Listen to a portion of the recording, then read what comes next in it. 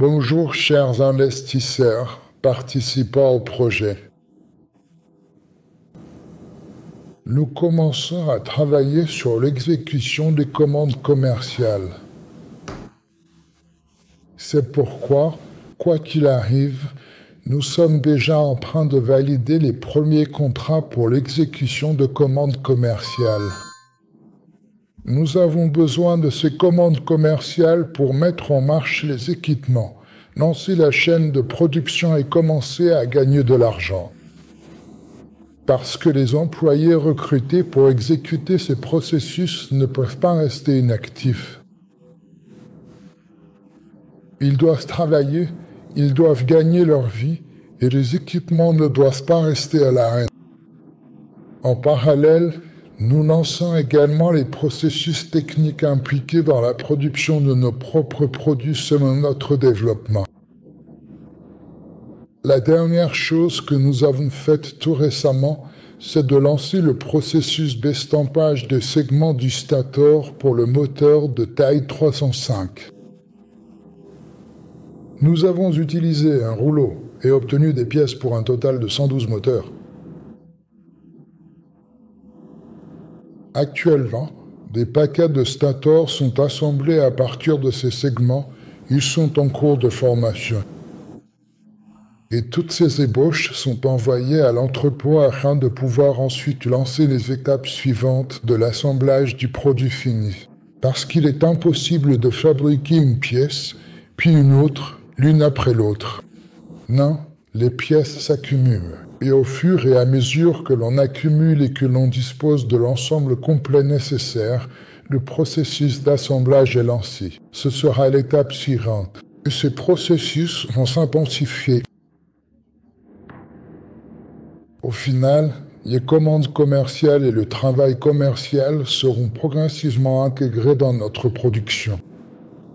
J'aimerais répondre à la critique concernant le fait que nous fabriquons des moteurs à partir de segments. Vous comprenez que c'est un travail manuel, donc beaucoup de temps à monter, des dépenses. Toutes les grandes machines sont constituées de segments, en particulier à rotor externe. Un mégawatt, c'est une machine différente. Si vous le faites, retirez immédiatement le stator et le rotor fini. Tout d'abord, il faudra un tampon différent. Deuxièmement, vous aurez besoin d'un ruban plus large. Le tampon nécessaire ne passera ni dans les ouvertures, ni nulle part. Et les réseaux techniques ne le permettront pas. C'est insensé. En plus, actuellement, quand on emboutit les segments, plus de 50% du matériau part en déchets. Et là, si on fait d'un seul tenant, c'est 70 à 80% de perte. Si l'on compare le coût de mettre le métal au rebut ou d'assembler comme nous le faisons actuellement, il s'avère que l'assemblage coûte plusieurs fois moins cher. J'ai déjà dit à plusieurs reprises pourquoi nous pouvons facilement rivaliser avec la Chine. La réponse est très simple. Avec nos bobinages et nos schémas, nous pouvons travailler sur des aciers électriques non pas à 50 Hz, mais à des fréquences allant jusqu'à 600 Hz. 400, 500 Hz, c'est normal pour l'aviation. Ce sont des fréquences de cet ordre-là. C'est pourquoi la puissance spécifique de la machine, si l'on compare 50 et 400 Hz, augmente par litre. En conséquence, les dimensions des machines de même puissance diminuent d'un facteur 8. La consommation de cuivre est réduite par litre, tout comme la consommation d'acier électrique. C'est pourquoi le coût de revient de ces moteurs est inférieur. Avec les schémas classiques, cet acier permet de fonctionner à 50 Hz, au maximum à 100 Hz, mais pas au-delà. C'est pour cela que je suis convaincu que nous pouvons facilement être compétitifs. Question à propos du forum Armée 2025. Il y a des rumeurs qu'il serait annulé. Mais savez-vous s'il aura lieu ou non? Qu'il serait annulé? Cela n'a jamais été dit. Nous avons des informations selon lesquelles il a été reporté. Nous avons été officiellement informés. Cela ne nous a pas vraiment pénalisés. Je pense que cela nous permettra simplement de préparer plus d'expositions. Merci. Dites-moi, le moteur utilisé pour le Motiloc de 60 kW, peut-on l'utiliser comme générateur? Oui, s'il vous plaît. En fait, vous pouvez même le faire tourner avec un variateur de fréquence classique. D'ailleurs, auparavant, tous les éoliennes utilisaient des moteurs asynchrones comme générateurs. Le flux magnétique résiduel permet de le lancer. Il suffit de connecter des condensateurs à l'enroulement, il y a un échange d'énergie réactive. Et l'énergie active, vous la récupérez sur le réseau. Merci. Pouvez-vous préciser, le CAC est-il effectivement validé? Attend-on seulement leur réponse écrite, ou comment cela se passe-t-il? Regardez, pour obtenir le CAC, il nous faut d'abord une chose. Nous avons besoin de la validation du modèle haute polygonale de la solution architecturale et urbanistique. Ensuite, comme beaucoup de temps s'est écoulé depuis la dernière commission, nous convoquons la commission et ils vérifient chez nous le système incendie et extraction de fumée. Voilà, tous les systèmes d'extinction d'incendie fonctionnent. Et le reste, ils l'ont déjà vérifié, tout a été corrigé, c'est bon. Qu'est-ce qui a changé? Pourquoi commençons-nous une activité commerciale malgré les amendes potentielles? Sommes-nous équipés d'un ensemble suffisant de matériel pour exécuter les contrats? Eh bien, les contrats que nous nous apprêtons à conclure en ce moment sont couverts par les processus technologiques. Mais comprenez aussi une chose, nous devons former une équipe, nous faisons venir des spécialistes, et un spécialiste ne peut pas juste rester là à regarder la machine. C'est tout simplement impossible. Et le processus de formation de l'équipe et de sélection du personnel prend du temps. Parce qu'il faut observer la personne, voir ce qu'elle sait faire, comment elle travaille. Et il doit s'intégrer dans l'équipe. C'est tout un processus. C'est un processus et cela prend du temps. On ne peut pas le faire d'un simple claquement de doigts. C'est pourquoi, lorsque vous lancez un nouveau produit, les capacités que vous mettez en place pour ce produit, même si le marché n'existe pas encore, qu'il n'est pas développé, vous travaillez pour le commerce. Parce que les gens doivent gagner leur vie.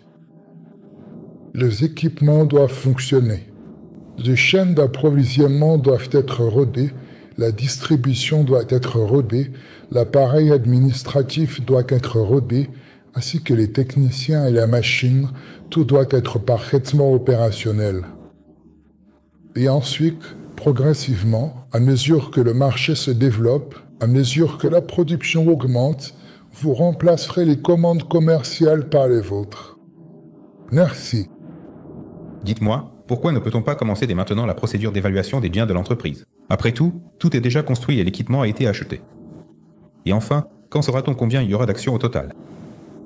Regardez, d'abord, ce n'est pas du tout l'équipement complet, premièrement. Ensuite, il n'y a pas d'achat du terrain. Deuxièmement, puis un bâtiment et un bâtiment avec le terrain, ce n'est pas la même chose. Et des développements sur papier ou des développements avec des prototypes, et pas seulement des prototypes, mais déjà des modèles industriels dotés des documents et certificats appropriés, ce n'est pas la même chose.